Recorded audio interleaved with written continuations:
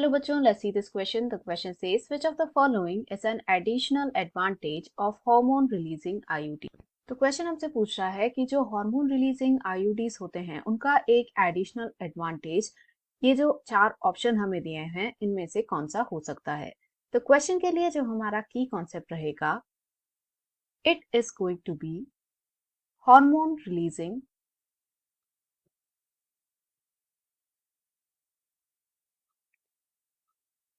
IUD. तो पहले हम देखेंगे कि आईयूडी क्या है। तो ये stands for intra uterine device. तो ये जो है एक ऐसा डिवाइस है जिसे इंसर्ट किया जाता है in the uterus of the female counter part, and ये कराया जाता है बाय एनी डॉक्टर या फिर अ ट्रेन्ड फिजिशियन।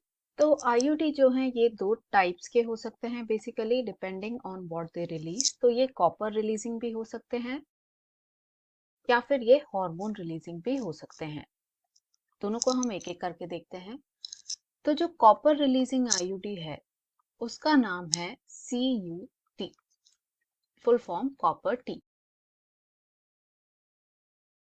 तो ये जो आईयूडी है ये रिलीज करता है copper ions in the form of Cu+2। तो इसकी वजह से क्या होता है, जो स्पर्म है इसकी मोटिलिटी जो है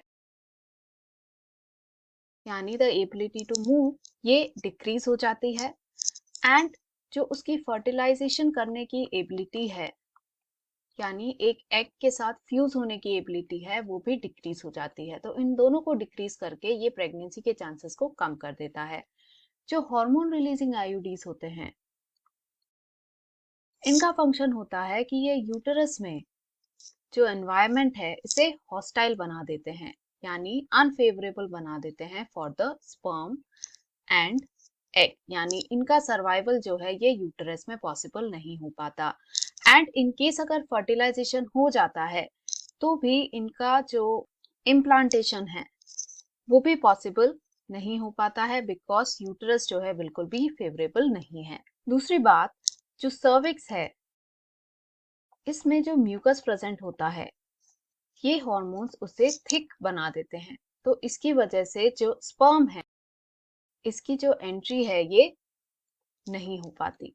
तो अब यदि हम क्वेश्चन में दिए स्टेटमेंट्स को कंसिडर करें, सबसे फर्स्ट हमें दिया हुआ है इंक्रीज फैगोसाइटोसिस ऑफ स्पर्म। तो ये जो है रॉन्ग है, बिकॉज हॉर्मोन्स का ऐसा कोई फंक्शन नहीं है।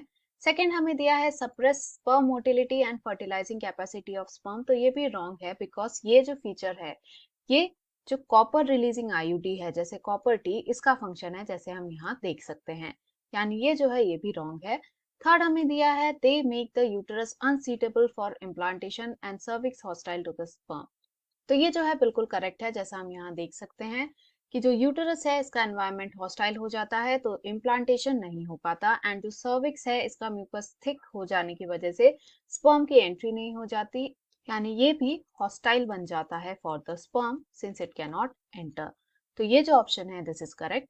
फोर्थ हमें दिया हुआ है दे ऑलवेज इनहिबिट ओव्यूलेशन। तो ओव्यूलेशन से रिलेटेड इसका कोई फंक्शन नहीं है। तो इन सब को देखकर हम कह सकते हैं क्वेश्चन का जो फाइनल आंसर रहेगा it will be option number 3, that is this one. Hope you understood it well, best of luck.